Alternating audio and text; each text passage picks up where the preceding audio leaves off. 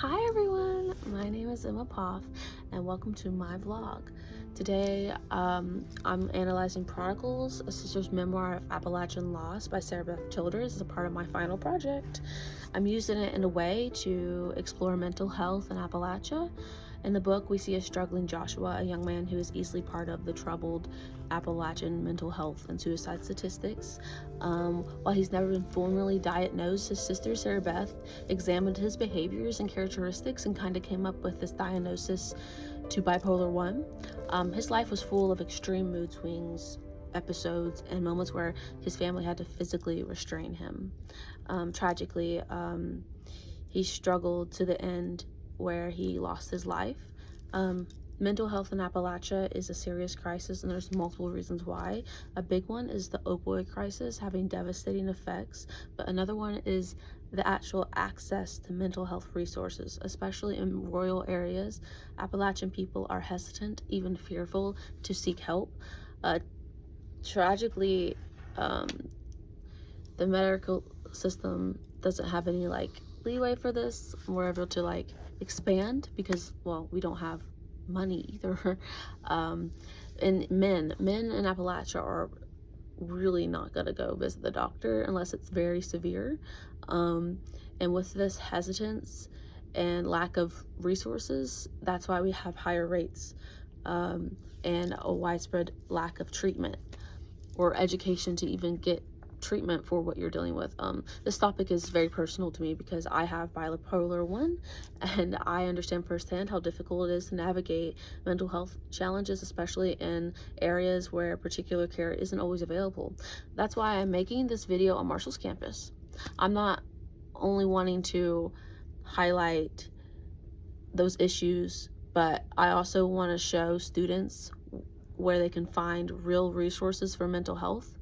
Joshua was a Marshall student, and if he saw a video like this, maybe it could have made a difference in his life.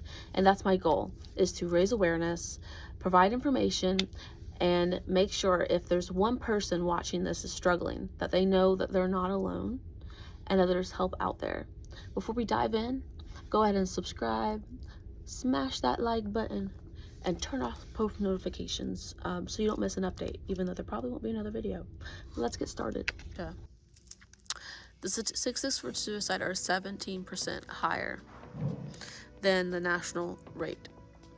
Men are more likely to have it than women, and men make up 80% of who commit suicide. Here are some main reasons: substance abuse, opioid crisis, alcohol, and weed. A lot of people will turn to these kind of things when they're struggling with something that they don't have the access or money to solve professionally. So the lack of treatment or access to treatment causes lots of problems because they might not have even available to get the treatment. They also might not be educated enough to know that they need help or where to go.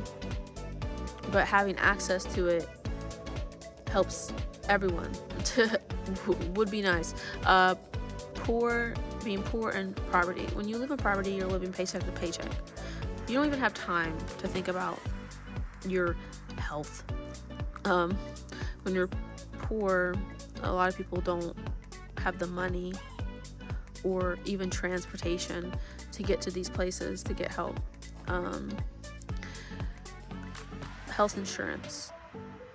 Not everybody has the proper amount of health insurance to get help, and after a certain point in your life, you don't even have health insurance. Like me, I lose health insurance in 2 years.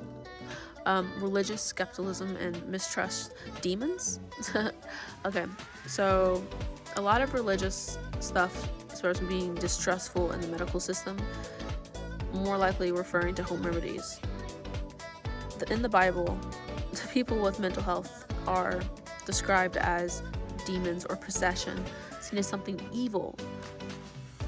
Family history. A lot of the time, you're not the only one that has this disorder. Usually it is given to you from someone that has it. Rural areas are a big reason. Again, lack of access to resources. Chronic pain There's another big reason why substance abuse and opioid crisis is a big thing, because people get addicted from getting treatment. People work hard jobs and they live in constant state of pain. And health statistics, we have a lot of health problems, and people don't get help with the health problems because they don't have health insurance. So people die or become chronically ill, and obviously mental disorders, because they are the reason why these things are a thing, because people aren't getting help. And a lot of the time people don't get help and people don't make it. We know that Joshua struggled with like different manic states, or like different episodes of things, like going through stage of depression where he struggled with eating. Even in his childhood that he had outbursts. So as he got older, his outbursts just kind of became more extreme and more concerning, where they had to hold him down, where he just wouldn't eat anything, or he'd make decisions at the drop of a hat, like to run away or to go to New York and drop all of his classes. So we're going to get into bipolar 1, and what bipolar 1, what it is, and how you can't fix it on your own. It's a disorder that needs help, or therapy, medicine, something. So we'll talk a little bit about that, and what is bipolar disorder, pretty much. So let's get that done, guys. So today we're going to talk about bipolar disorder. So let's get started. Manic episodes, you feel an intense amount of emotion at a certain time. All these different things are happening so fast, and like a lot of different stressors on you, and you might be going through something like crazy, and it caused you to go through these intense moments where sometimes it's even hard to drive. It's hard to focus on anything, like at any point in time. There are some things you might feel when you're manic. Your self-esteem might feel boosted. You might feel like you're way more confident. You have no like fear or like any embarrassment from things you do, or things feel more important than they actually are. And decrease in sleep for like, you might feel rested after only like 5 hours of sleep. We might feel more talkative, pressuring to talk longer, flight ideas where like your thoughts skip from point to point really fast. You have racing thoughts. You're easily distracted, so you have all these things going on in your life, and it's hard that you're in a class and you're trying to look at a screen, but you're dealing with these really insane things in your head and going on in your real life that it's so hard to just focus on one thing. This might even affect you while you're driving. Not being able to focus when you're manic can be dangerous. Easily distracted. So an increase in goals. So you might pick up all these extra and new activities that you wouldn't usually do, and try to complete them in a short amount of time. And usually you can, but it makes you super motivated. And then risky things that can get you in trouble, things that leading to spending a lot of money, making impulsive decisions, unprotected sex. Impulsive decisions, for example, for Joshua is dropping all of his classes and going to New York, running away, all these different things he's done.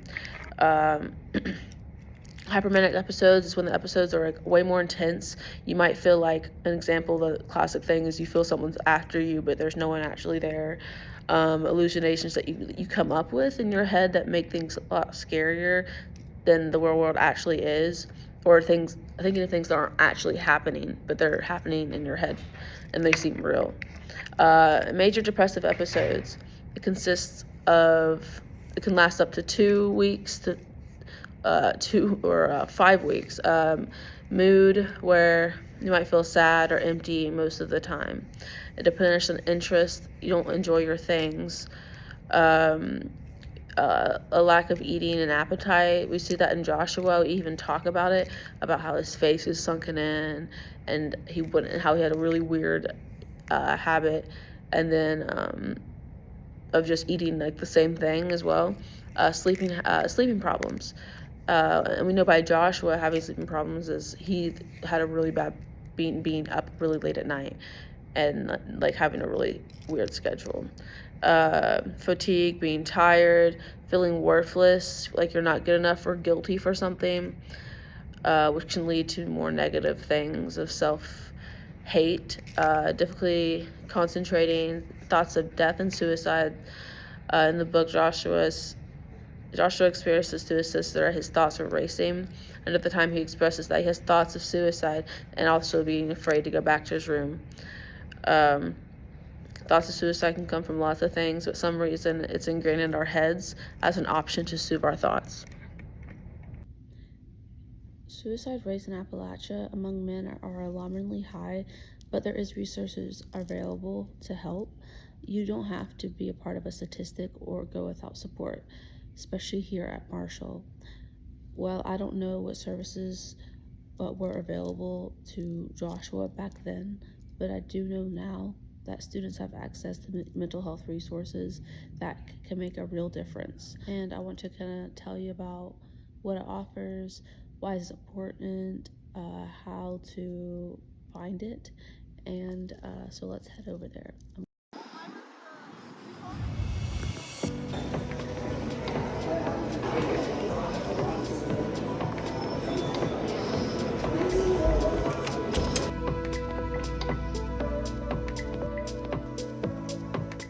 Okay, so we are in the Wellness Center, which is in the Student Center at Marshall. It's on the top floor, and I showed you the directions how to get there, so you should be able to get here pretty easily. The Wellness Center is a safe place for students to get support for their needs, whether it's mental health, social, or a quiet place to relax. If you need help, all you have to do is ask. Inside, there's comfy couches, quiet room, and coffee. They're open from 8 a.m. to 4 p.m. and their mission is pretty simple. It's to prioritize students' well-being and to help maintain a healthy balance between academic, physical, and social and mental health. So what exactly is wellness? Wellness means to take care of your basic needs like showering or just even eating, maintaining your emotional and social health. The Wellness Center is here to support students with all of these areas, helping them find a sense of belonging and a sense of safe and security on campus. So that's what wellness is. So our next stop is at the counseling center. I can't actually film at the counseling center because it's set up like a doctor's office, so we're back at Drinko. But I just wanted to tell you before we head over there, just a reminder that don't be afraid to ask for help. The only thing they're going to do if they can't help you is direct you to another source that can help you. And no one is going to just turn you away. So I'm going to tell you about it, but first I'm going to show you how to get there. So let's do that.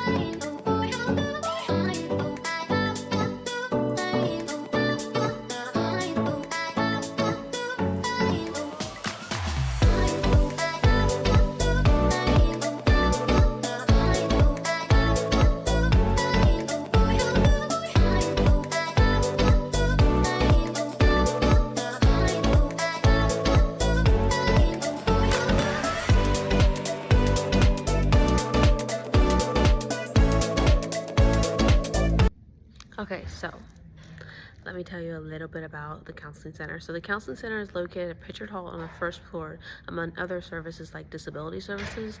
They're open from 8 a.m. to 4:30, and I just want to highlight it because it's one of the most essential resources on campus at Marshall University, and they give you access to so many different resources with like counselors and therapists and doctors, psychiatrists, crisis counselors, residence counselors, all of these people here, and even more than that, but even more specialized support like dietitians here to help you.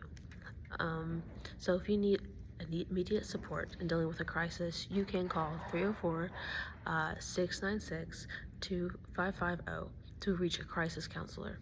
The counseling center plays a really vital role in suicide prevention, like raising awareness, providing the resources for people struggling with these challenges. They offer specialized support, and most important part, that most of this is completely free. Their mission is simple, is to support students no matter what their struggle is, to get support to help navigate college life. So just remember that you are not alone, and the counseling center is here for you. I just wanted to say that both the wellness center and the counseling center saved my life last semester. I've experienced hypomania, depressive episodes, and even a long period of manic state. And if it wasn't for the crisis counselors here today, I wouldn't be here. They got me the help I needed through Marshall Psychiatry, and that's why I'm making this video, is to let people know that these resources exist. Even though I'm telling you the littlest information, you can take the information and run with it, because I know firsthand bipolar disorder is something that you cannot control on your own. It's terrifying to feel manic, out of control, and able to control your own thoughts. It takes everything in me to make this video today, but if Joshua had seen a video like this, maybe things could have been different for him. Maybe things could be different for someone else. A video like this can be the difference between someone feeling lost and someone finding the help they need. No student here at Marshall should ever feel like they don't have nowhere to turn. No matter what you're going through, there is people here to help you, and we do not judge. Joshua's death was unpreventable. There's nothing that we could have done to change what happened in the past, but there's a future for so many others like that. All we have to do is get the word out there. All we have to do is show people these resources that are right in front of us, and maybe even then, or hopefully by then, we can help save more lives.